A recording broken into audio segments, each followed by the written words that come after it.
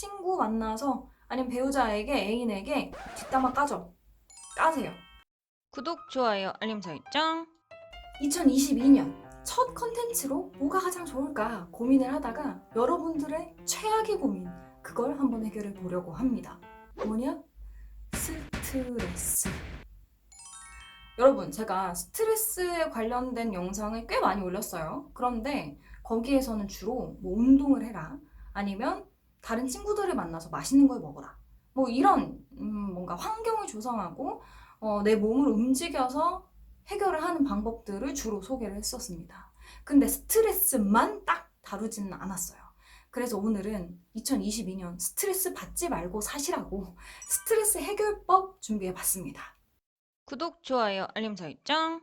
스트레스 해결법을 구체적으로 알기 전에 스트레스 상황, 우리가 많은 예시 중에 이 예시를 계속해서 이야기를 할 건데 이 예시의 상황부터 살펴보죠. 연애를 하고 있어요. 그런데 남자친구가 여자친구한테 그냥 아무 때나 전화를 해서 만나자고 합니다. 그런데 이 여자친구는요, 이게 굉장히 불쾌해요. 그리고 불편합니다.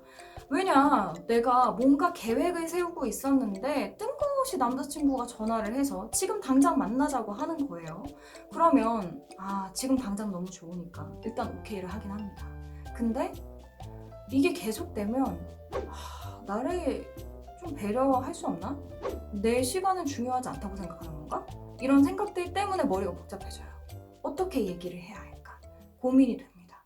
오늘 이야기할 스트레스 사건은요, 이렇게 연애 얘기 말고도 직장, 친구, 뭐 결혼 후, 가족 간의 문제, 이 모든 스트레스, 갈등 상황에 적용 가능해요.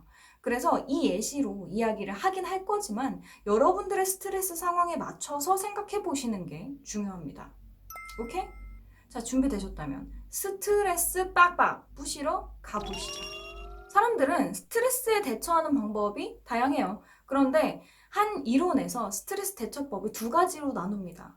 하나는 문제 중심 대처법, 두 번째는 정서 중심 대처법입니다. 그래서 하나하나 살펴볼 건데요. 문제 중심 대처법은요, 그 안에서도 두 가지로 나뉘어요. 하나는 평가 중심 대처 방략이라고 하는데요. 요거는 스트레스 사건을 더 현실적으로 평가하도록 도와주는 방략입니다.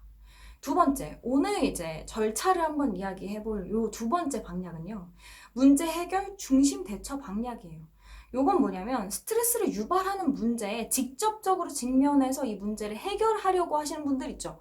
그런 분들이 주로 사용하는 거예요. 이런 방법을 주로 사용하시는 분들은 어떤 생각을 갖고 있냐면, 내가 스트레스를 받았어. 그러면 이 문제를 그냥 뒤로 넘기거나 기다리지 않고 바로 해결을 해야 그 다음에 스트레스 받지 않고 넘어갈 수 있다라고 생각하시는 분들이에요. 그래서 이 문제중심 대처법의 일반적인 문제 해결, 그러니까 어떻게 문제 해결을 하는 것이 가장 효과적인지 그 절차를 소개해 드리려고 합니다. 첫 번째, 제일 중요한 거, 일단 문제가 무엇인지 정확하게 찾아내는 거예요. 문제를 정확하게 기술하려고 노력하는 것 자체, 그게 이제 문제를 해결하는 지름길이 될 수 있어요. 심리학에서 이걸 자주 사용하는데요. 내가 어떤 행동을 해요. 그런데 이 행동은 결국 그 행동을 유발한 문제랑은 상당히 관련이 없어 보일 수 있습니다. 그런데 스트레스 유발 요인도 똑같아요. 그래서 그걸 분리해서 이해하는 것도 중요하고요. 사실 스트레스를 딱 받는 그 사건에서는 그 문제 자체, 그리고 이 문제로 인해 유발된 나의 부정적인 감정, 이 두 가지를 분리를 하셔야 됩니다. 자, 아까 그 상황으로 넘어가 볼게요. 저는 연애 중인데요. 남자친구가 시도 때도 없이 전화를 해서 저를 만나자고 합니다. 그런데 제 시간이 뭔가 침해당하는 것 같고 나를 배려하지 않는 것 같아. 난 너무 화가 나요. 이런 사건이었잖아요. 이 사건에서 두 가지를 나누자면, 시도 때도 없이 전화하고 만나자고 하는 것과 이걸로 인해 이 남자가 날 배려하지 않는다고 느껴서 불쾌한 감정은 서로 분리되어야 합니다. 그래서 이 둘 중에 뭘 해결해야 하는지 선택을 해야 돼요. 만약에 이것을 이제 문제를 해결하려고 한다, 그러면 이 문제를 구체적인 용어를 정의할 필요가 있어요. 뭐 추상적인 걸로 네가 날 대하는 게 싫어 이런 건 안 돼. 이거는 어떻게 해결해야 할지 알 수가 없어요. 날 대하는 게 싫어. 뭐 구체적으로 어떤 거, 뭐 어떤 게 싫다는 거야? 내가 널 대하는 모든 것이 싫다는 거야? 그건 아니잖아요. 그 중에서 내가 싫은 것, 내가 계속 스트레스를 받는 그 행동, 그것을 특정할 수 있어야 돼요. 그걸 했다면 두 번째, 가능한 다양한 대안들을 생각해 보는 겁니다. 그렇기 때문에 스트레스를 받았을 때 그 즉시 바로 대응하면 안 돼요. 그러면 충분한 대안을 생각해 낼 수 없어요. 그래서 충분한 시간을 가지고 다양한 대안들을 생각해 냅니다.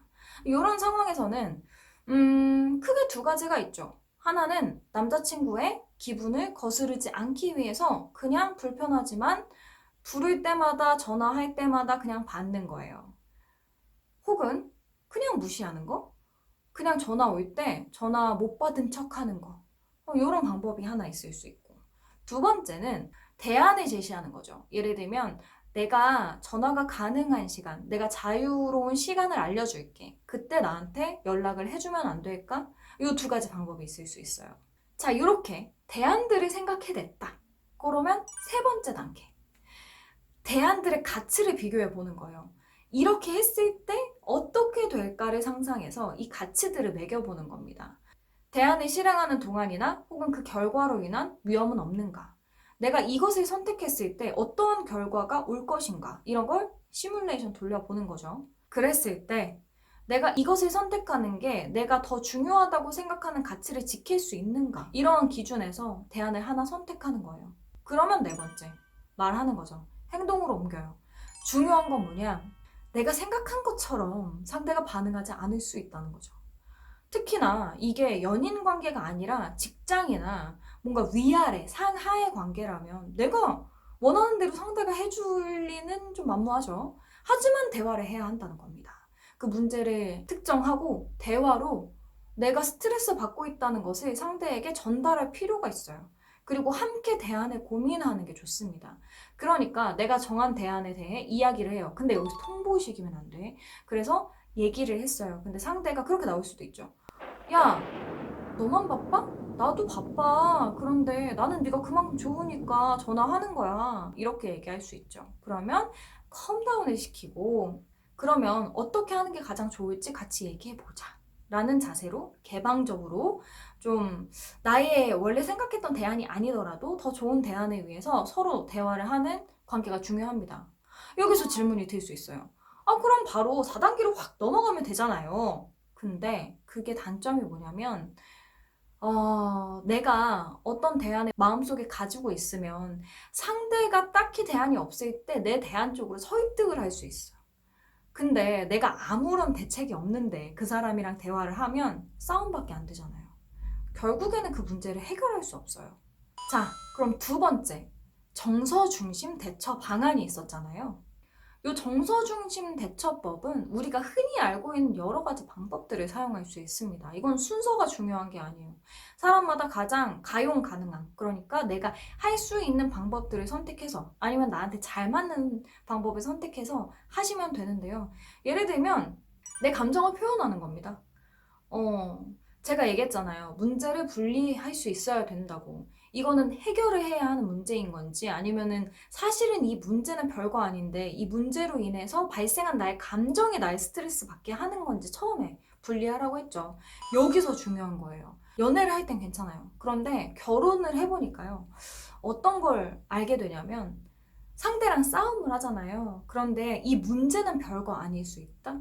그래서 이 문제를 해결하는 게 중요한 게 아니라 여기서부터 발생된 나의 감정을 해소하는 게 훨씬 더 중요한 싸움이 있어요. 예를 들면 이런 거죠. 어, 남편이 휴지를 쓰면 그냥 손 닿는 데다가 막 갖다 놔. 이 행동 자체는 물론 문제 있을 수 있어요. 그런데 남편이 어느 정도 지나면 그걸 다 모아서 쓰레기통에 버리는 거예요. 근데 시간이 지났는데 휴지뿐이 아닌 거야. 그렇게 집안일이 하나둘씩 눈에 거슬리다 보면 어느 순간 얘는 나를 배려하지 않나? 이렇게 쉬운 건데 왜 못해? 이러면서 이제 화가 나기 시작합니다. 그러면 결국에는요, 이걸 싸워서 해결을 해. 근데 이걸 맨날 싸워봤자 이기는데 기분이 찝찝해. 그러면 얘가 문제가 아니었던 거예요. 사실 내 기분을 푸는 게 훨씬 더 중요한 거야. 이 기분 어떻게 풀 수 있냐? 감정을 표현하는 겁니다. 있잖아. 자기가 여기 휴지 이렇게 버려놓으면 나는 어떤 기분이 드는 줄 알아? 오빠가 나를 배려하지 않는 것 같아. 이렇게. 근데 너무 신기한 게 그 행동을 고치지 않아도 상대가 아, 그래? 미안해. 나는 그런 의도가 아니었어. 라고 나의 감정을 받아들여주고 내 감정을 이해해주고 공감해주면요. 화가 풀려. 스트레스가 풀려요. 그러니까 문제를 딱 봤을 때, 장기적으로 봤을 때 이 문제가 계속해서 반복적으로 나타날 것 같으면 그 문제 자체를 해결해야 하는 거예요. 그런데 이게 해결을 할 수 없는 문제이거나 혹은 그냥 일회성이라서 해결할 필요가 없는 문제도 있어요. 근데 그렇다고 해서 스트레스 안 받는 거 아니거든요? 그러면 이걸로 인한 나의 감정을 좀 풀어줘야 돼요. 두 번째, 사회적인 지지받기. 이 말이 어려서 그렇지 남자친구, 여자친구, 가족, 뭐 직장에서 화가 났어. 해결할 수 없는 문제야. 근데 난 너무 화가 나. 그러면 어떻게 합니까? 친구 만나서 아니면 배우자에게 애인에게 뒷담화 까죠. 까세요. 뒷담화 까면서 아 진짜? 야 걔 진짜 나빴다. 아니 걔 어떻게 너한테 그렇게 할 수가 있어? 이런 얘기를 들으면 사회적 지지를 받는 겁니다. 그럼 스트레스가 풀려요. 왜? 나는 지금 기분이 상했거든요. 그 기분을 지지해주고 네가 맞다는 얘기를 해주면 거봐 야 진짜 하면서 풀려요. 그래서 그런 시간을 많이 가지시는 게 좋아요. 세 번째는 신체를 이완하는 겁니다. 그래서 스트레스 받으면 좀 요가를 한다거나 아니면은 운동하는 게 도움이 되는 거예요. 우리의 몸과 정신은 밀접하게 서로 상호작용을 해요. 그래서 이렇게 스트레스를 받으면 화병 걸린다 그러죠. 실제로 화병이라는 게 있는데 왜 그러냐면 화가 나면 움츠리게 돼요. 그러면 이쪽의 근육을 제대로 사용할 수 없거든요. 그러면 가슴이 답답해지는 거야. 그래서 이렇게 수축하고 이완하는 활동을 하시는 게 확실히 도움이 됩니다. 자리에 앉아서요. 손끝부터 혹은 머리부터 이렇게 스트레칭 하듯이 이렇게 한번 움직여 보세요. 이렇게 스트레칭도 하시고 아니면 주먹을 쥐었다가 폈다가 쥐었다가 폈다가 이렇게 수축과 이완을 반복하다 보면 머리도 정신도 훨씬 더 풀려요. 네 번째는 이게 제일 좋은 방법인데 정기적으로 운동을 하는 겁니다. 이게 스트레스 받을 때마다 의자에 앉아서 수축하고 이완하고 수축하고 이완하고 이거 잘 안 되거든요. 그런데 정기적으로 내가 좋아하는 취미생활이나 운동이 있다면 그걸 통해서 이미 나의 정서적인 분노, 화, 짜증 이런 거는 정기적으로 날려버릴 수 있는 거예요. 제가 얘기했잖아요. 스트레스는 모았다가 푸는 거 아니라고. 그때그때 푸는 거라고. 그때그때 풀 수 있는 방법이 바로 취미생활입니다. 그래서 여러분 취미생활 꼭 가지세요. 그렇게 되면 이렇게 문제를 해결해야 하는 그런 스트레스를 제외하고 좀 정서적인 스트레스는 훨씬 더 도움을 받을 수 있어요. 자, 간단하게 얘기하면 이래요. 내 감정 잘 표현하고 친구들 만나서 수다 떨고 운동하세요. 요거 하면은 이제 정서적인 거는 끝나는 거지. 근데 이제 문제를 해결해야 하는 부분에 있어서는 용기가 필요하고 어느 정도의 말빨, 설득력 이런 게 필요하고요. 심사숙고하는 태도가 중요합니다. 근데 중요한 건 뭐냐면요. 이런 문제중심 대처법 있죠. 요거는 연습을 하면 늡니다.